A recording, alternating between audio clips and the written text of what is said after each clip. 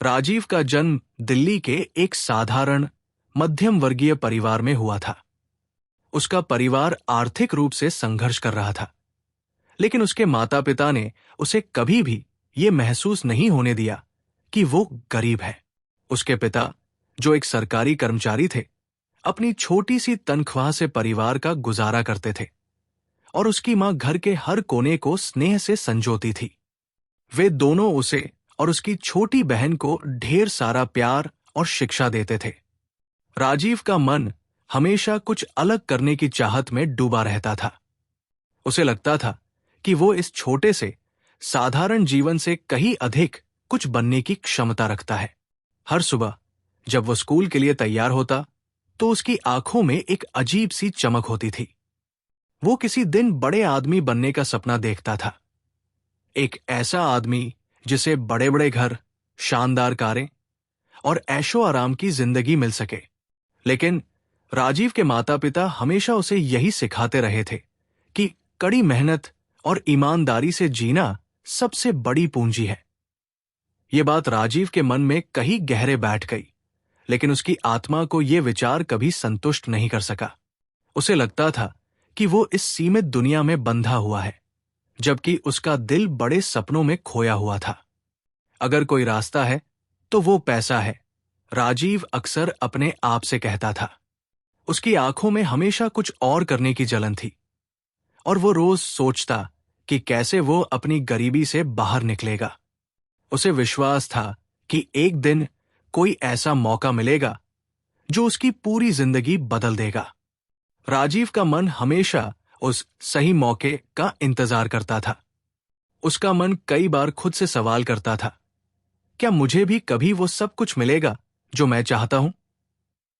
यही सोच उसे हर समय बेचैन करती रहती थी और हर रात वो अपने छोटे से कमरे में सोते हुए अपने सपनों को न केवल अपने दिमाग में बल्कि दिल में भी महसूस करता था। राजीव का कॉलेज जीवन एक नई शुरुआत थी। दिल्ली विश्वविद्यालय के एक प्रसिद्ध कॉलेज में दाखिला लेने के बाद वो खुद को नए मित्रों और अवसरों के बीच पाया। ये वो समय था जब राजीव के सपने आकार लेने लगे थे। उसकी पढ़ाई में रुचि कम होती जा रही थी और उसका ध्यान अब कुछ और ही था, धन कमाने के नए तरीके। वो पहले से कहीं अधिक निरंतर रूप से अपने सपनों के बारे में सोचता था, लेकिन इस बार उसे अपने सपनों को साकार करने का एक तरीका नजर आ रहा था। कॉलेज में उसकी मुलाकात विवेक से हुई। विवेक वो व्यक्ति था जिसने राजीव की आंखें खोल दी थी। विवेक एक सक्रिय शेयर बाजार निवेशक था और उसे शेयरों में निवेश करने का जबरदस्त शौक था। वो हमेशा उन नई कंपनियों के बारे में बात करता था जिनके शेयर जल्द ही चढ़ने वाले थे। उसका दावा था कि वो हर महीने लाखों कमाता था। एक दिन विवेक ने राजीव से कहा, यार, तू सिर्फ किताबों और अंकों के पीछे क्यों भाग रहा है? क्या तूने कभी सोचा है कि पैसे कमाने के और भी तरीके हो सकते हैं? शेयर बाजार में भी पैसे का खेल चलता है, एक सही दाव और तुझसे किसी को रोकने वाला नहीं। राजीव के मन में एक हलचल सी मच गई। ये एक ऐसा विचार था जिसे उसने पहले कभी पूरी तरह से गंभीरता से नहीं लिया था, लेकिन अब वो इसे नजरअंदाज नहीं कर सकता था। उसने विवेक से शेयर बाजार के बारे में और अधिक जानने की इच्छा जताई। विवेक ने उसे बताया कि शेयर बाजार एक जोखिम भरी जगह है, लेकिन अगर कोई सही तरीके से काम करे तो वो बहुत पैसा कमा सकता है।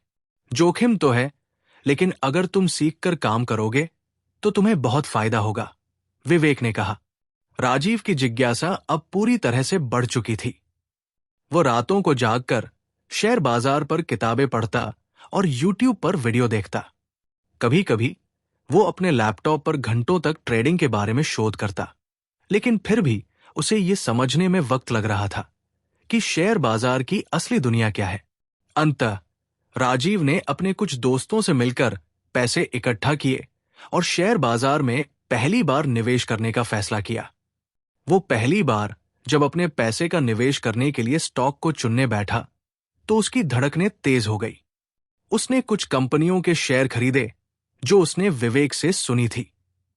उसने ध्यान नहीं दिया कि बाजार में उतार चढ़ाव हो सकते हैं, उसका मन बस इस बात पर था कि उसे एक मौका मिला है। पहले कुछ दिन उसने देखा कि उसके निवेश पर थोड़ा बहुत मुनाफा हो रहा था। 10,000 रुपए का मुनाफा हुआ और राजीव की खुशी का कोई ठिकाना नहीं था। उसे यकीन हो गया कि उसने कुछ ऐसा खोज लिया है जो उसके लिए सफलता की कुंजी हो सकती है। वो अब खुद को एक सफल ट्रेडर मानने लगा था। मैंने सही रास्ता खोज लिया है, राजीव ने खुद से कहा। अब मैं वो सब हासिल कर सकता हूं जो मैंने हमेशा चाहा था। लेकिन इसके साथ ही उसे ये भी एहसास होने लगा कि शेयर बाजार में जोखिम के साथ साथ अवसर भी बहुत है। वो खुद को अब हर पल नए निवेशों के बारे में सोचते हुए पाता था। कुछ ही हफ्तों में राजीव ने अपनी बचत का एक बड़ा हिस्सा शेयर बाजार में लगा दिया। उसने सोचा कि अगर उसे थोड़ा और निवेश करने का मौका मिला तो वो और भी बड़ा मुनाफा कमा सकता है। लेकिन जैसा कि हमेशा होता है, शुरुआत में सफलता के बाद और ज्यादा लाभ की लालसा राजीव को अपनी ओर खींचने लगी। वो जल्द ही समझने लगा कि शेयर बाजार में निवेश का मतलब केवल सही निर्णय लेने से नहीं होता, बल्कि इसमें धैर्य और जोखिम लेने की क्षमता भी जरूरी है। लेकिन राजीव उस समय तक ये समझने में असमर्थ था। वो जल्द से जल्द अधिक कमाई के रास्ते तलाश रहा था और उसका सपना अब एक नए आकार में रूपांतरित हो चुका था। वो अधिक पैसे कमाने के लिए हर संभव रास्ता अपनाने को तैयार था। राजीव की जिंदगी में स्टॉक मार्केट ने एक नई रफ्तार पकड़ ली थी। उसने पहले ही कुछ बड़े दांव पर पैसे लगाए थे और अब उसका आत्मविश्वास आसमान छूने लगा था। वो हर दिन ट्रेडिंग के बारे में सोचता, हर रात अपने अगले निवेश को लेकर योजनाएं बनाता। उसके अंदर कुछ नया करने की ख्वाहिश जाग चुकी थी और वो इस जीवन को एक खेल की तरह देख रहा था। शुरुआत में जो एक छोटा सा निवेश था, अब वो बड़ा हो चुका था। राजीव ने अपनी पहली सैलरी का एक बड़ा हिस्सा शेयर बाजार में निवेश किया था। शुरुआत में उसे कुछ अच्छा मुनाफा भी हुआ। उसके निवेश में जबरदस्त उछाल आया और उसने 20,000 रुपए, 30,000 रुपए, फिर 50,000 रुपए तक कमाए। वो अब खुद को एक बहुत ही स्मार्ट निवेशक मानने लगा था। स्टॉक मार्केट में उसे ऐसा लगता था जैसे वो किसी पहेली को हल कर रहा हो और वो पहेली हर बार उसे और अधिक पैसे कमाने का रास्ता दिखाती थी। ये तो बहुत आसान है, वो अक्सर अपने आप से कहता। बस सही स्टॉक्स चुनो और फिर देखो, पैसा अपने आप बढ़ता है। राजीव के लिए स्टॉक मार्केट अब सिर्फ एक नौकरी नहीं, बल्कि एक जुनून बन चुका था। उसने नौकरी छोड़ने का फैसला किया और फुल टाइम ट्रेडर बनने का संकल्प लिया। यह निर्णय उसके जीवन का एक बड़ा मोड़ था।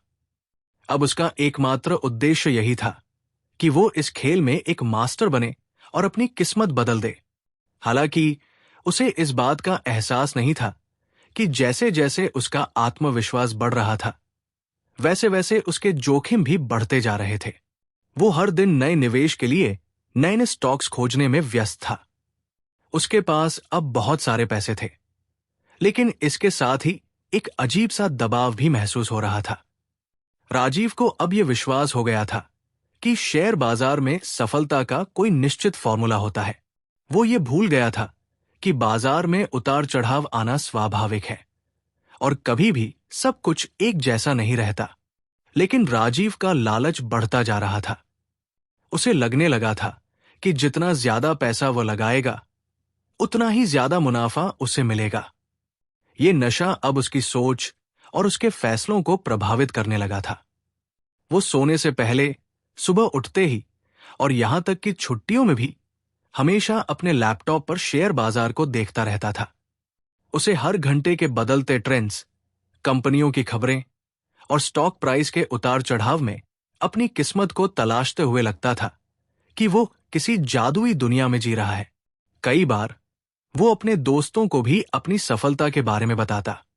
देखो यार, वो कहता, मैंने इस कंपनी के शेयर में पैसे लगाए थे और अब देखो 40% तक का मुनाफा हुआ है। अगले महीने मैं करोड़पति बनने वाला हूं। लेकिन ये सफलता का नशा जल्दी ही उसे और भी बड़े दांव लगाने के लिए उकसाने लगा।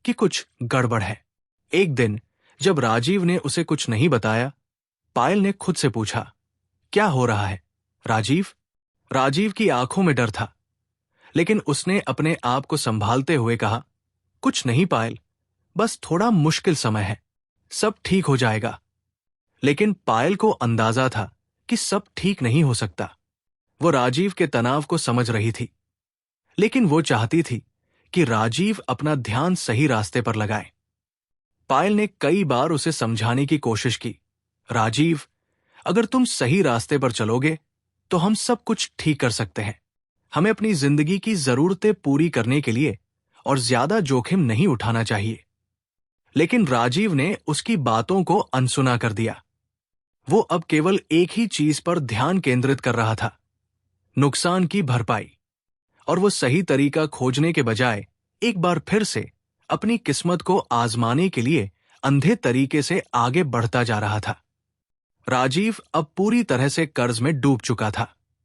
उसके ऊपर 5 लाख रुपए का कर्ज था, और इस कर्ज को चुकाने के लिए उसने अपनी पत्नी पायल के गहनों को गिरवी रख दिया। पायल का दिल टूट गया, लेकिन राजीव ने उसे भरोसा दिलाया कि ये उसका आखिरी दाव है। पायल, मुझे बस एक आखिरी मौका चाहिए, राजीव ने कहा। मैं ये कर्ज चुकता कर दूंगा और सब कुछ फिर से ठीक हो जाएगा। लेकिन पायल को यह समझ में नहीं आ रहा था कि राजीव क्यों अपनी जान को जोखिम में डाल रहा था। उसने कई बार राजीव से कहा कि हमारे पास कुछ भी नहीं है, अगर तुमने इसे खो दिया तो हम कहीं नहीं जाएंगे। लेकिन राजीव ने अपनी बात पर अडिग रहते हुए 2 लाख रुपए का लोन लिया और उस पैसे को एक हाई रिस्क स्टॉक में निवेश कर दिया। उसे उम्मीद थी कि यह निवेश उसे उसके सभी नुकसान वापस दिला देगा। लेकिन फिर वही हुआ, स्टॉक गिरा और राजीव का पूरा निवेश एक बार फिर से डूब गया। अब उसके पास कोई रास्ता नहीं था। उसके ऊपर कर्ज का बोझ था और उसकी पत्नी का गुस्सा और चिंता दिन प्रतिदिन बढ़ते जा रहे थे। परिवार और दोस्तों ने उसे समझाने की कोशिश की, लेकिन राजीव अपनी जिद पर अड़ा रहा। वो सोचता था कि अगर उसने कड़ी मेहनत और कुछ और पैसे लगाए तो वो सब कुछ वापस पा सकता है।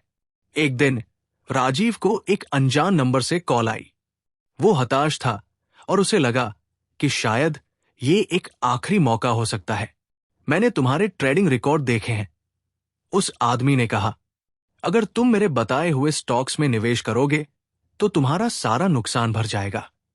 राजीव के दिल में एक हलचल मच गई।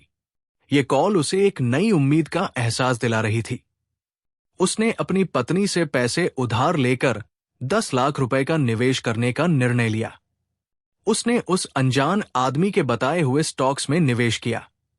शुरुआत में वो स्टॉक्स ऊपर बढ़ने लगे और राजीव को लगा कि अब उसकी किस्मत बदल रही है। उसने और पैसा लगाया, लेकिन जल्द ही वो खुद को एक भंवर में फंसा हुआ महसूस करने लगा। स्टॉक्स अचानक गिरने लगे और जब उसने फिर से उस अनजान आदमी को कॉल किया तो उसका नंबर बंद था। अब राजीव की स्थिति और भी खराब हो गई। उसे महसूस हुआ कि वो पूरी तरह से फंस चुका था।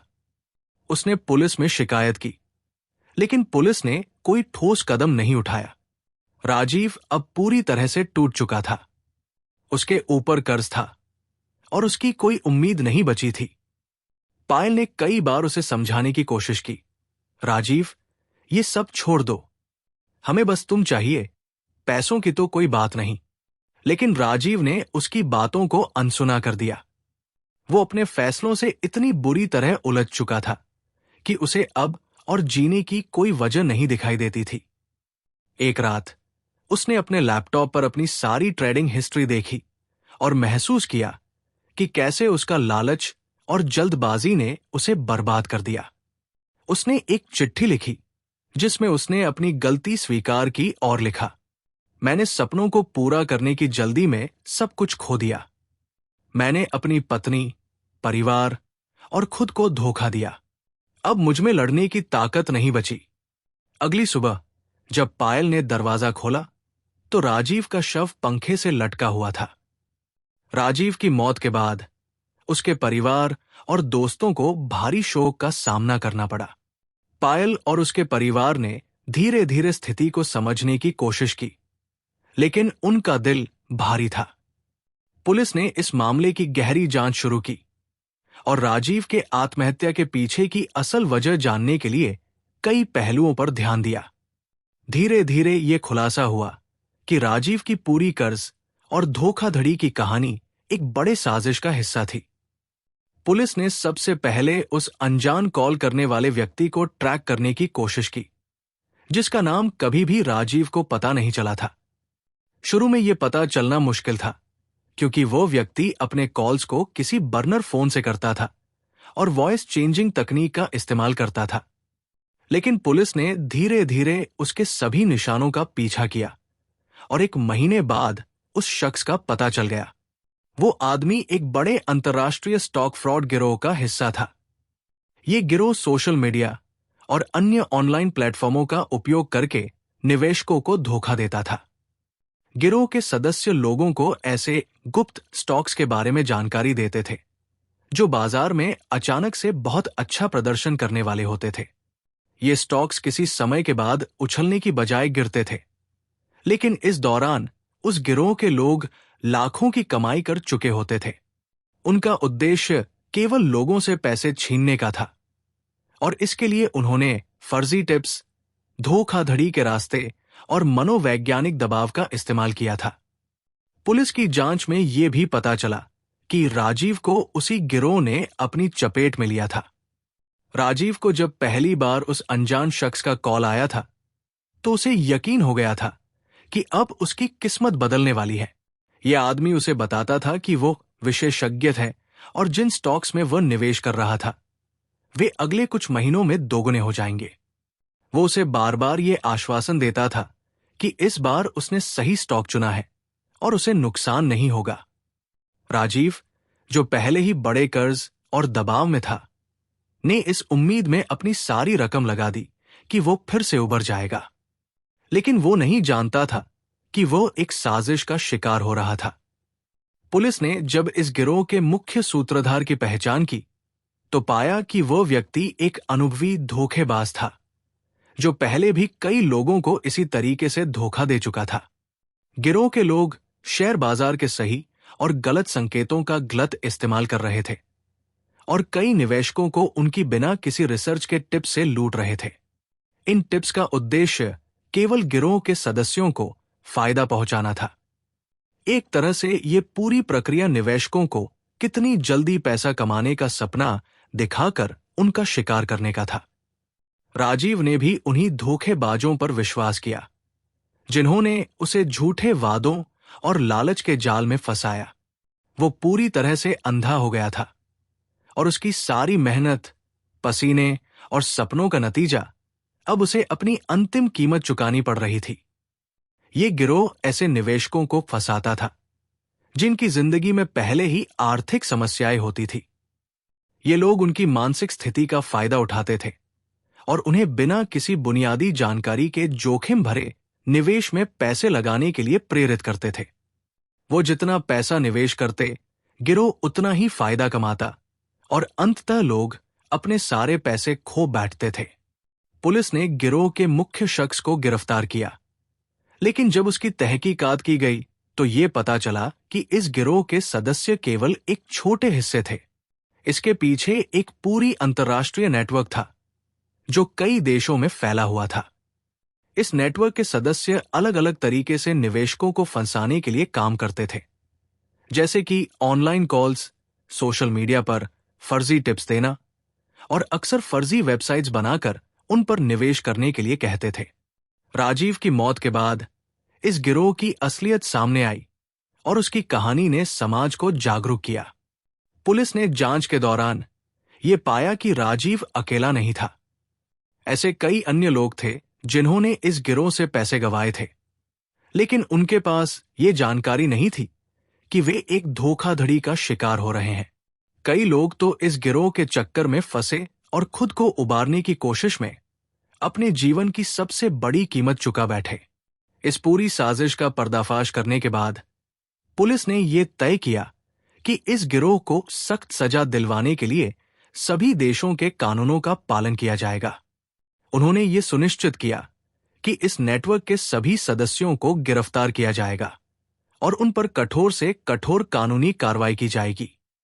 राजीव की मौत ने केवल उसके परिवार को ही नहीं, बल्कि लाखों अन्य निवेशकों को भी ये सिखाया कि अगर आप बिना सोच समझकर किसी अजनबी के कहने पर निवेश करते हैं, तो वो केवल आपकी जिंदगी को बर्बाद कर सकता है। राजीव की मृत्यु के बाद उसके परिवार, दोस्तों और रिश्तेदारों ने एकजुट होकर उसकी यादों को संजोने का प्रयास किया।